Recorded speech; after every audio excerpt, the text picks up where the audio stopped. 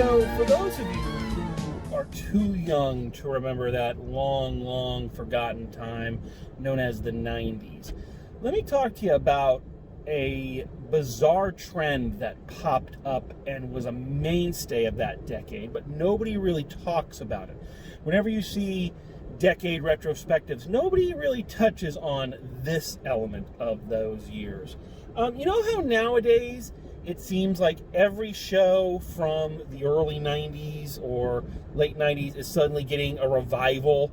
You know, we're bringing everything back for a special season. The X-Files, Full House, Will and Grace, the Gilmore Girls. I know the Gilmore Girls was more, early 2000s, but you see the trend, right? Well, in the 90s, we had a version of that. It was called big screen remakes of classic television shows. This, oh my God, it was non-stop. And the problem was most of them were absolute shit. They were awful movies. The cavalcade of terrible throughout that entire decade of these attempts to revitalize some long-forgotten television property. Oh, man. My Favorite Martian, Leave It to Beaver, Mr. Magoo, McHale's Navy, the Beverly Hillbillies, that Lost in Space abomination. It was unending. So why was that? Well, two reasons. First of all, of course, nostalgia, whereas now they're trying to reach the nostalgia dollar of my generation, then they were trying to reach the nostalgia dollar of my parents' generation. So that's one. But also because two of these films actually hit and became classics. The first, of course, being the Harrison Ford 93 vehicle, The Fugitive, which was, still in my opinion, one of the best films the 90s ever produced, period, and launched Tommy Lee Jones into character actor superstardom. But 2 years before The Fugitive, there was the one that, in my opinion, started it all. And that was the 1991 reinvention of the Addams Family. Every one of those piece of shit sitcom turned movies that rolled out after that, they were all trying to recapture the Addams Family's glory. And why not? The Addams Family not only was a huge commercial success, it was a critical success. Audiences loved it. The Addams Family was introduced to a new generation. It rocketed Christina Ricci into stardom as, the new goth princess. It revitalized the Addams Family brand. There were new TV shows and specials and cartoons. And I believe it had a hand in kicking off the goth movement that would become very powerful in the later years of that decade. Let me put it to you this way. You like The Nightmare Before Christmas, do you? Odds are you wouldn't have had that film or any of Tim Burton's work if the Addams Family hadn't proven there was a market for creepy, kooky, mysterious, and ooky type stuff. So, the question we got to ask is, why is this film so successful? Not just in the time it came out, but why is it still so successful? This film is still held up as a classic. That's why we're talking about it here on This Is Halloween Reviews. People still watch these movies. So the question isn't always just, why was it successful then? Why is it still successful now? And I think I can narrow that down for us. I think it comes down to two basic principles. One, smart filmmaking. And two, this is the one, however, it had no control over. This was a right place, right time situation that nobody could have predicted. It found the right audience. So let's talk about these things. Let's talk about these elements and the impact this movie would go on to have. First of all, let's start with the obvious. This is just a fucking good movie. okay? The Addams Family and its sequel, which we will talk about probably at a later date, are just really good films. And the reason why these films succeed where I think all the other films that came after them failed is they made two important decisions. Great casting and knowing their material. Because let's be honest about this. Let's be honest about this right here. This is a fucking amazing cast. This is one of the best casts ever assembled. This is one of the very rare instances where a remake, a reboot, reimagining, whatever you want to call it, I think actually outshines the original. And I'm a big fan of the original Addams Family show. I think it's adorable and I still think it's funny, but this film and its cast, it does it better. I don't think I need to say much about the brilliance of Angelica Houston and Raul Julia as Morticia and Gomez Addams. Words cannot describe how perfect these two are for those roles. The chemistry they have together is amazing. I mean, Angelica Houston is just a treasure. Just an amazing, amazing actor. And boy, she's the anchor of the whole film. And she is just milking every line. And fucking A, Raul Julia, man. I wish, Bobbly ears fell down. I wish that I was a quarter, just a quarter, a fraction of how fucking awesome and smooth and cool that Raul Julia is in this movie. He is just, my mom described him when the film came out as a scary Casanova. And that is the best definition. His is the greatest Gomez. And I love John Astin. I love John Astin a lot. But Raul Julia is better. The smoothness, the slyness, the charm, just everything about him is so fucking well done. And again, put him and Angelica Houston together, and it's magic. It's that rare magic that works, once in a blue moon. Christopher Lloyd as Uncle Fester, please. Christopher Lloyd, the man of 1,000 faces, the modern day Lon Chaney. Come on, how could you go wrong? And then, of course, you have, the little starlet who would go on to become a superstar, Christina Ricci, as Wednesday Addams, who kind of, again, set the standard for the goth trends that were about to come. I think on top of just having a brilliant cast, I think the other secret of the casting is that it is clear that these folks are just having the most fun ever. You can tell, again, especially Raul Julia and Angelica Houston. You can tell they are just having a ball and they are loving every second of it. And that is infectious. When you can see that actors are having that much fun playing certain roles, playing with certain actors, and you can sense it in the theater, and it makes you love it too. And you watch both of these movies, and the two of them just suck you in. They are the heart and soul of it. So clearly, brilliant casting was done here.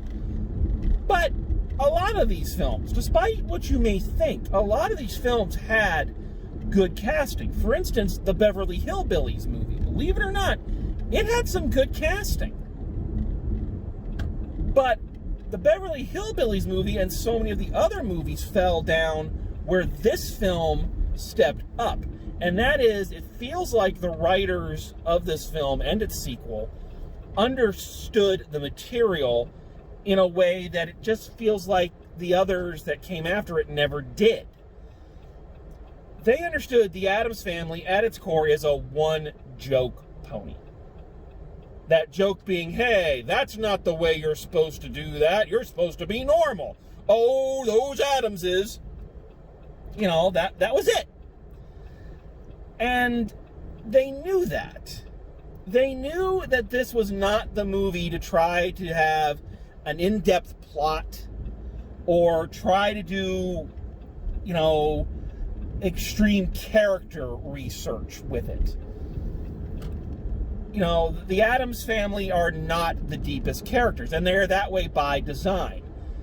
I mean, you gotta take, you know, look at the show that they're remaking here. It's not a deep character piece. And when you consider that they had to actually create characters because they were basing it off of a one-panel comic, you know. So the writers kind of understood that, and they went with what I kind of refer to as a more Abbott and Costello plot. If you watch a lot of the early Abbott and Costello movies, those films had next to no plot. They had a basic storyline, usually that the two undercard actors would push along. The plots were there to provide a framework to allow the boys to move from one joke and one routine to the next. And that's all the plot does here. This story is in place basically just to give reasons and excuses to move the Addams Family from one social interaction to another.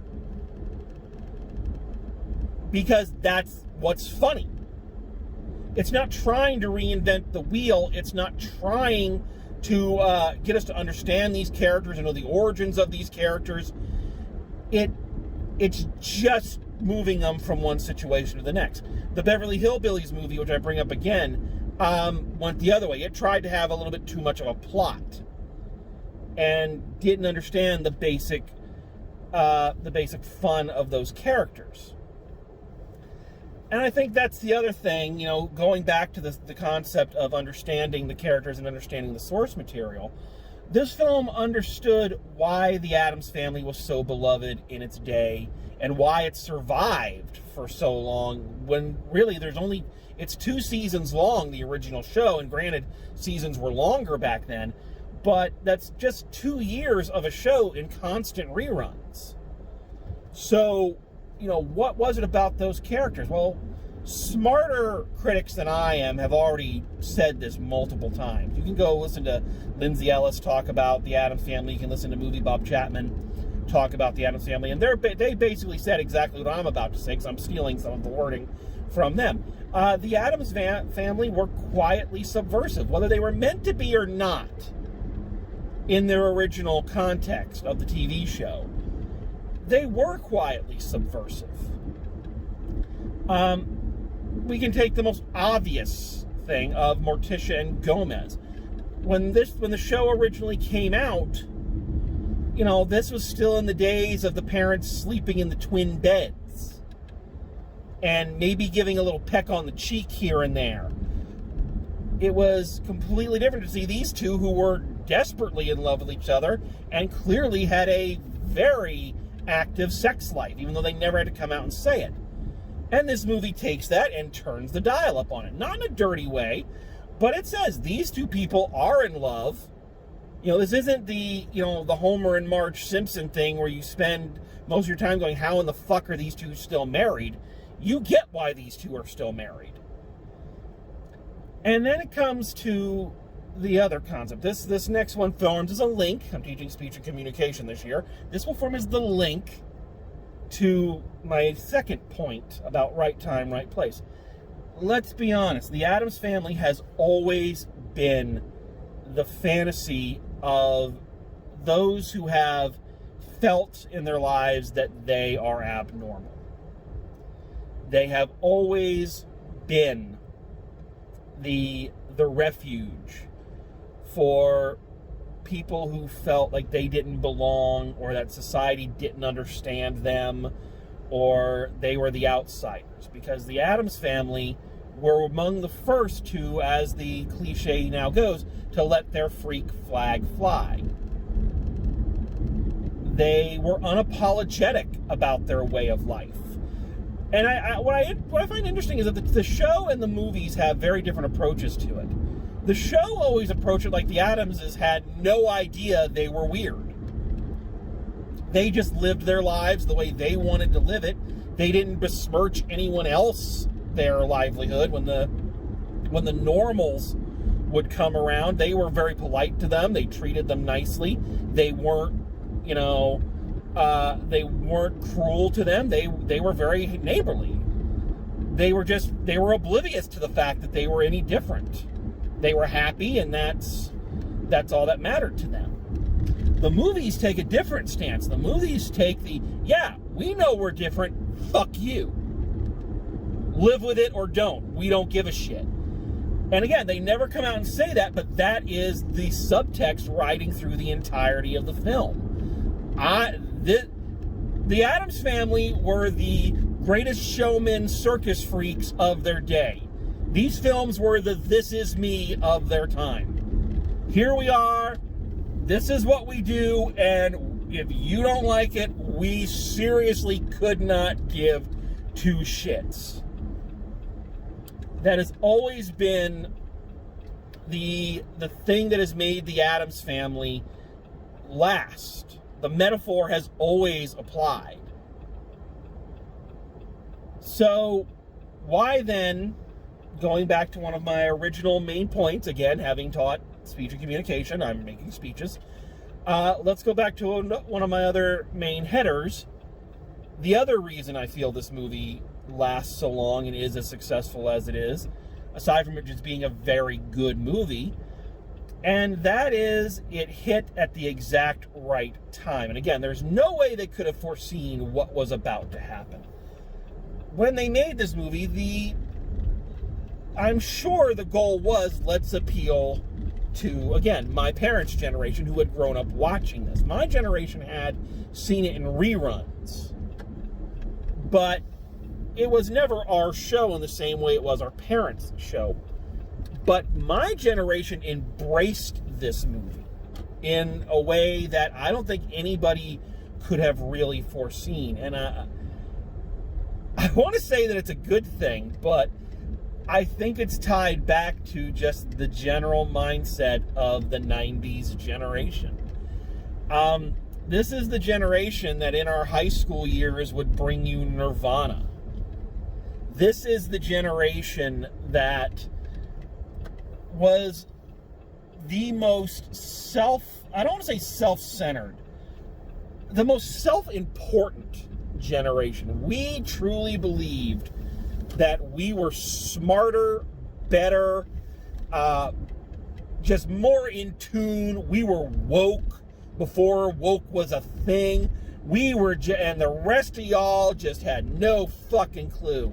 Everyone else was just out to oppress us and put us down and all of this. I mean, look at the culture that we created in that decade, that my generation, brought forth.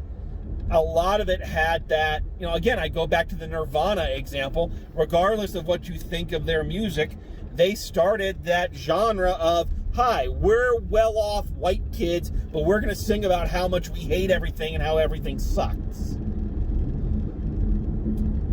So for my fairly self-important generation, the Addams family, even though it was hitting us at a very young age, the Addams family was like sugar shock to us, because the Addams family preached all of that. We're more intelligent, we're more woke, we're more tuned in. Yes, you may think we're weird, but that's because you're part of the establishment, man. That's because you don't get it, man. You're the man.